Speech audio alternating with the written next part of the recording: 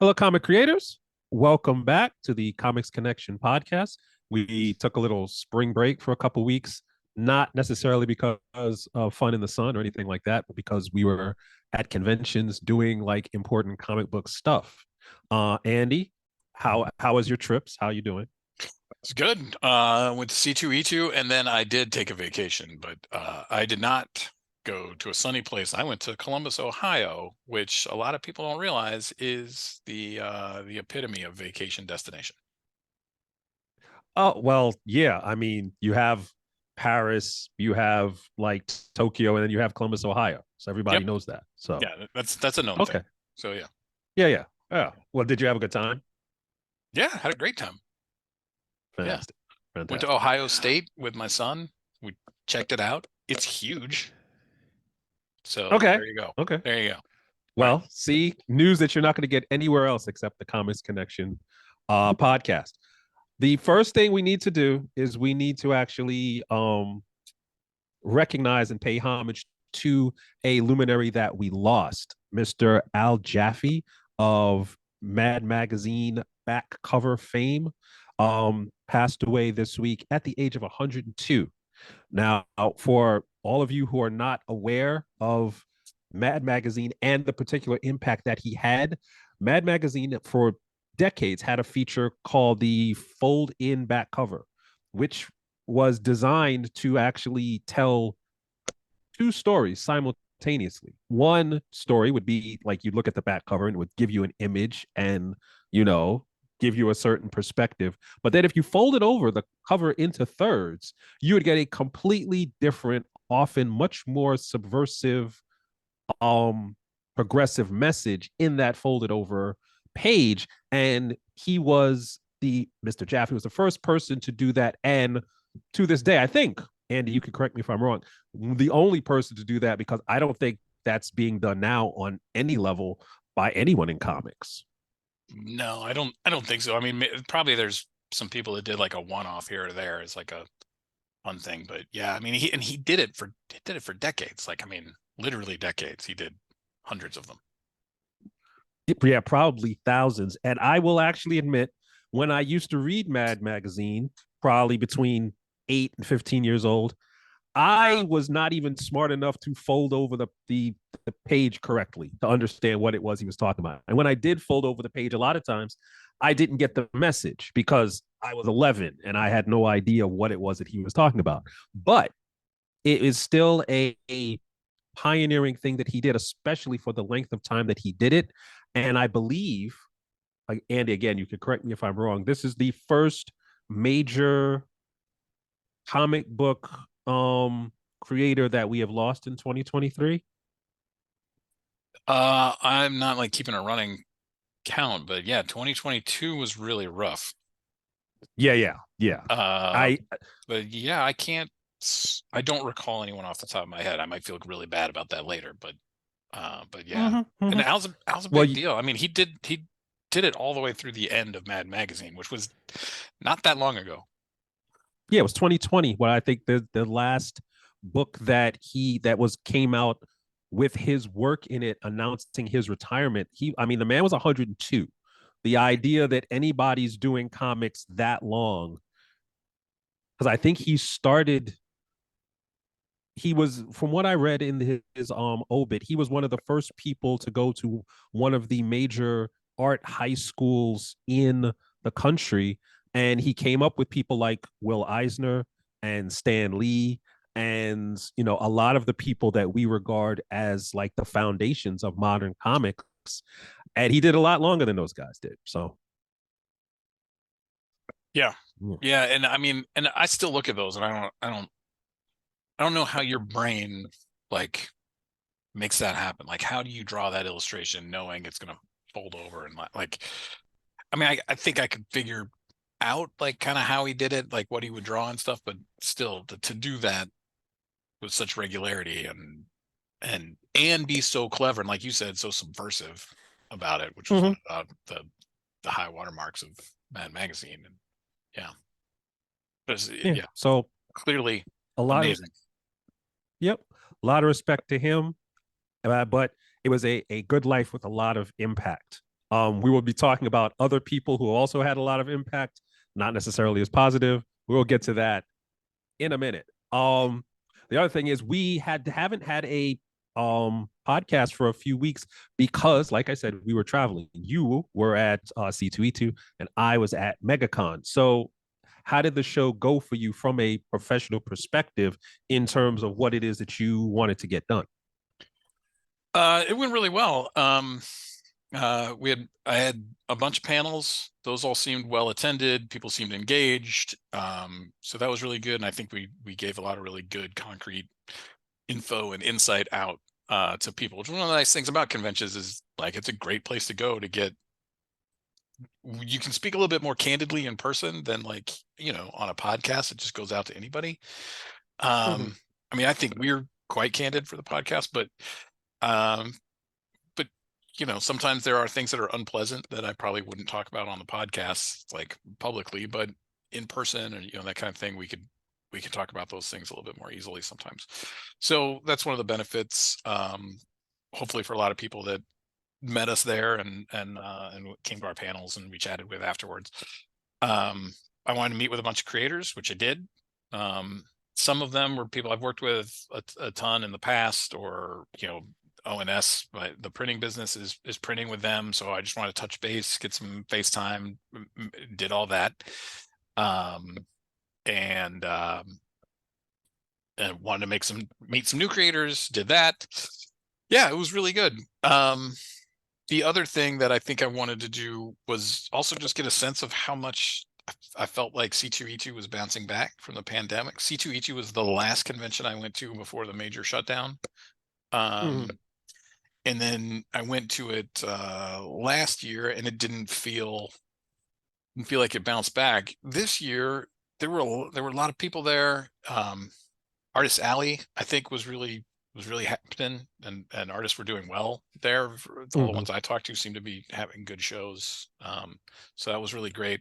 What was interesting is that there was a lot of business happening on the rest of the show floor too, but there were not really any major publishers there. No Marvel, no DC, no Image, no Dark Horse, no Boom, no IDW, no Oni or Lion Forge.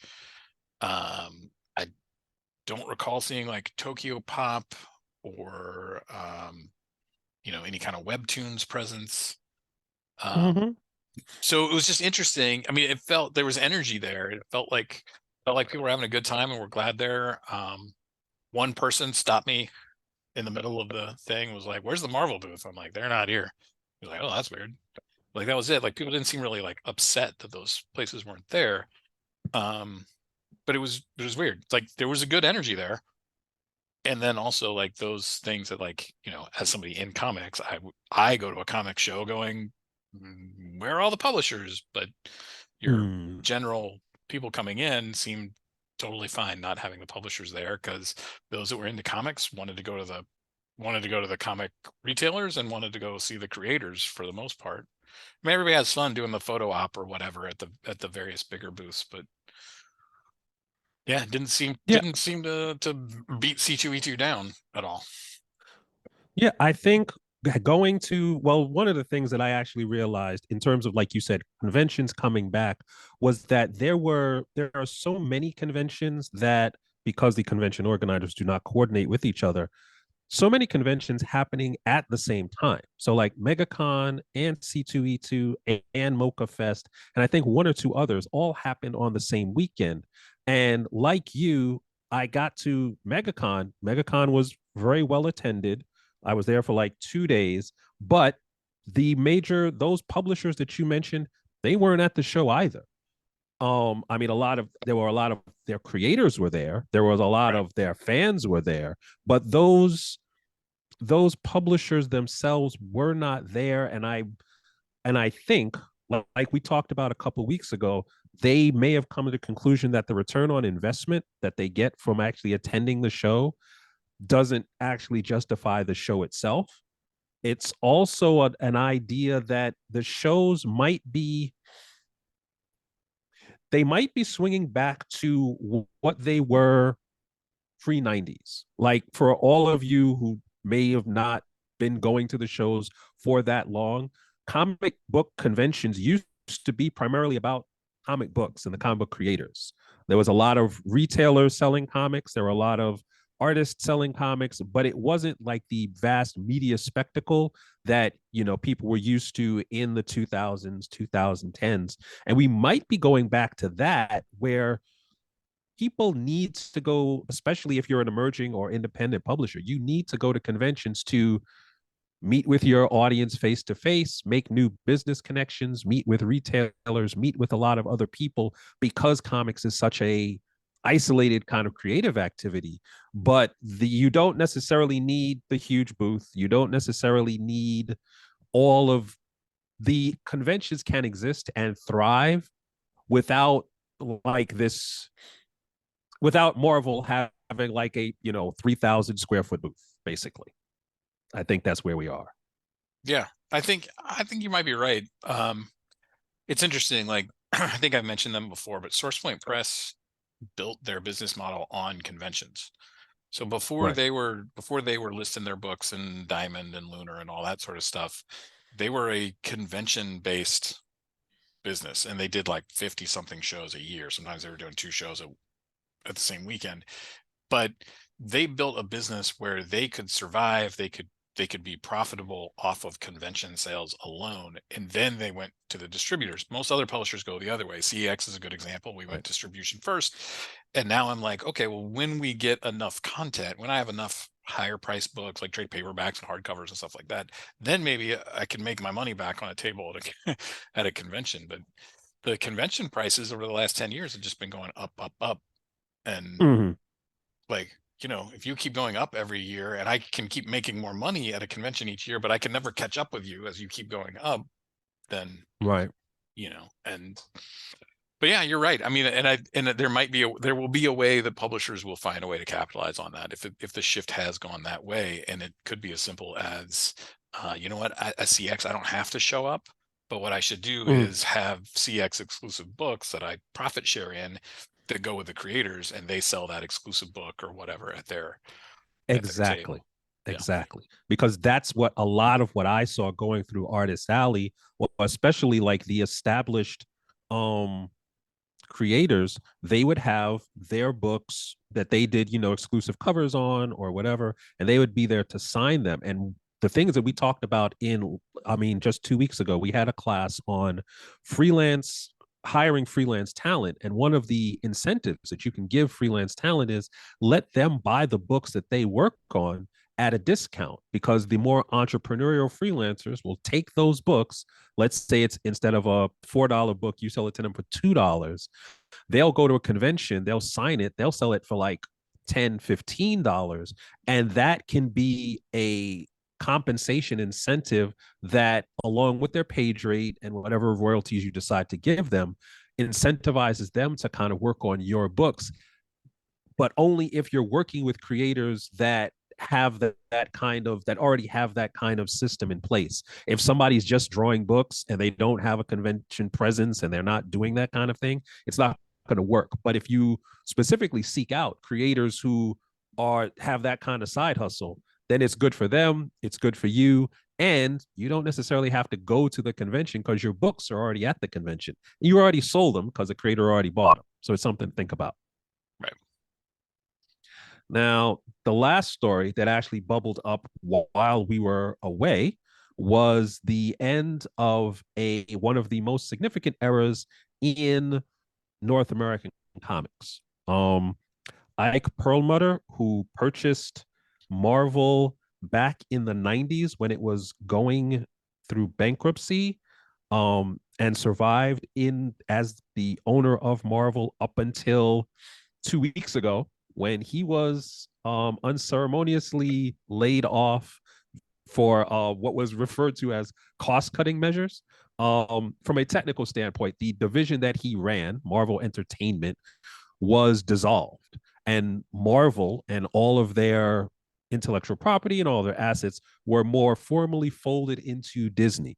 Because Marvel Entertainment did not exist, they did not need a CEO of a division that doesn't exist, and therefore Ike, who got a very nice, ridiculously large exit package was removed from Marvel. Now, the official announcement was that he was laid off as a cost saving measure because the idea is that Disney is saving $4 billion by getting rid of all of those people, including Ike, is only a small, from my perspective, only a small part of the story because Ike, since Disney bought Marvel, has given Marvel Disney a lot of grief, to put it succinctly, over the past 10, 15 years. So I guess they were kind of looking for a way to divest themselves of this individual. And I know when I put the post that Ike was removed from Marvel, there was a lot of how do I put this diplomatically? People seem pleased. Let's just put it that way.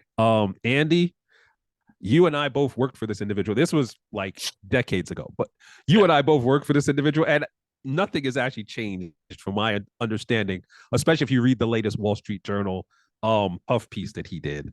What are your thoughts on the removal of Ike from Marvel and Disney?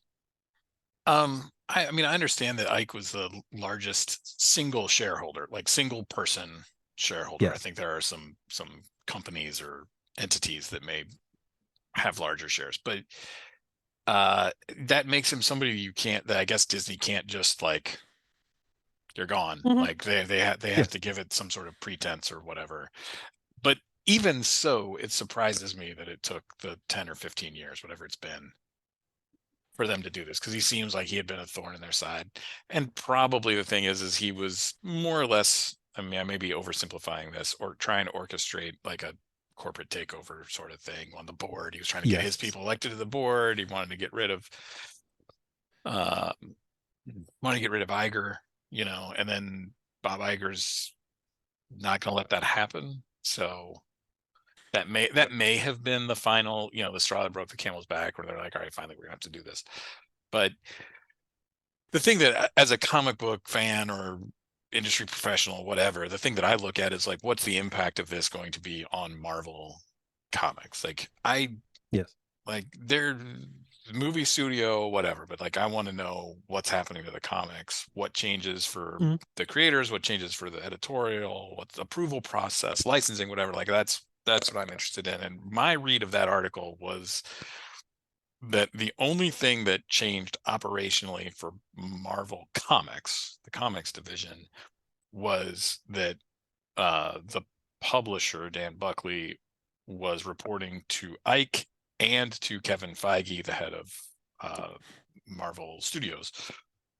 Mm-hmm. So essentially now he's just reporting to Kevin Feige. So it seems to me that the only real difference is that um, probably Mr. Buckley um, has an ulcer that is shrinking now because he's not being torn between two bosses. Like probably his life just got simpler, is probably what Mm-hmm. happened. Mm-hmm. Now, I don't know how Buckley and Feige get along. Presumably pretty well, because Buckley's been there for since I was there. Had Buckley come in by the time before you No, left? I can't Buckley remember. came in about Right after. 2 years after I left because when I was there, Bill was still there. So, Okay, yeah, yeah, and I really think quite highly of Dan. So if he has less grief to deal with, I think that is great. mhm, But mhm. structurally, it seems like, for the reporting tree, it all went up to Dan, and then Dan went to those two guys.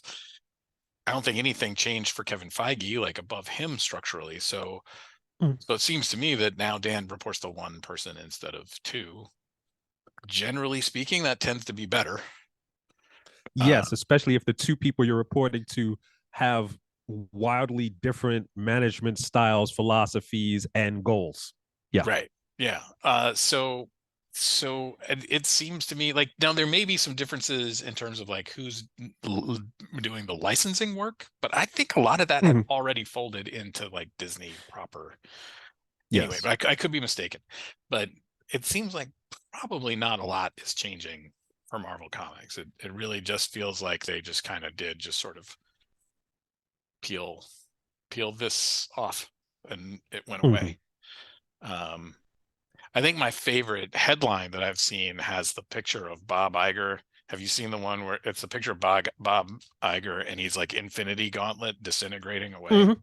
Yeah, that's my Yeah, well, favorite thing yes, that came that out of that this. is yes. The Ike picture with him being snapped away Yeah, is that is is my the favorite thing that penultimate came out of picture. this. Yeah. Mhm. But yeah, I don't think it Well, really is going to be that different for Marvel Comics, but I mean, I could be wrong. They well, may snap their fingers and change everything. So well, it is like the. I think we are not really going to see the impact of this change for another year and a half, 2 years, only because large organizations like Disney and Marvel that have a complex reporting structure have to like plan out the change incrementally. So whatever was in the pipeline now is still in the pipeline. And I doubt you're going to have like a whole lot of things being like canceled or shifted or anything else. But I do believe 2025, maybe late 2024, there's going to be more integration between whatever is happening on the comic book side and whatever is going to go on with the films, TV, video games. All of that will be more integrated than it is now.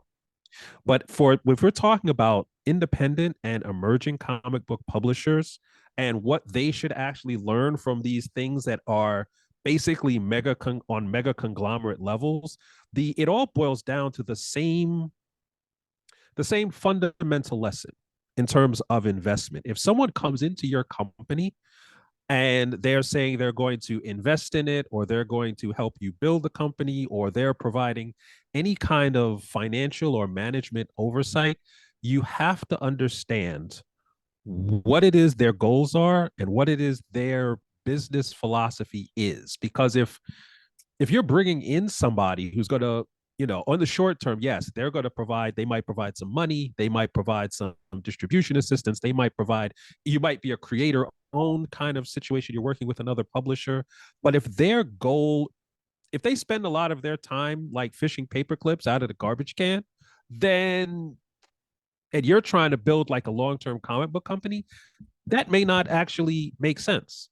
If your partner is the kind of person that only wants to save money and doesn't want to make money, and your goal is to actually build a business that makes money, it doesn't make a lot of sense. So the the future of your company and what direction it goes in, not just financially but creatively, will all be defined by who's involved in the business. So it's not enough. I mean, it's hard enough to find someone willing to invest in a comic book company, especially in 2023, when a lot of people are pulling their money out of comic book companies. But if you are in a position where you find someone willing to put money in, you really need to take a long, hard look at what it is that they're looking to get out of it, what it is that they're going to do when they're there, and not just assume they're going to hand you a bag of money to let you go do whatever you feel like doing and they're just going to sit around and twiddle their thumbs. Because that never I happens. yeah, that never happens. I came into Marvel, it was the mid 90s. We're now talking 3 decades later. And you can argue there's been a lot of positive developments in terms of Marvel's reach when you're talking about licensing and you're talking about brand recognition and you're talking about all this other kind of stuff. But there were some growing pains and some headaches of a monumental level that have reverberated through the industry for decades and will probably continue for the next few years, if not longer, because at that point Marvel didn't really have a lot of choices in what they were going to do because they were bankrupt. But if you're in a position where you do have a choice, be very strategic and specific about that choice. Otherwise, bad things could happen.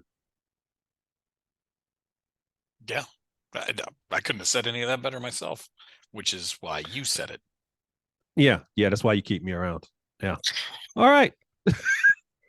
So, Andy, what's the next convention appearance that you have?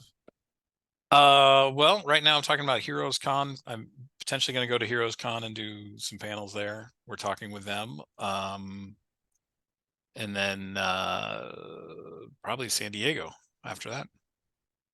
Okay. All right. I'm going to be the Schomburg Center here in New York is having their 11th annual convention this Friday, Saturday, and I'm going to be doing a panel on Friday afternoon with TJ Sterling and Althea Martinez and quite a few other people talking about building a career in sequential art. I believe that convention is free. If you're in New York this weekend and you want to check it out, please join us.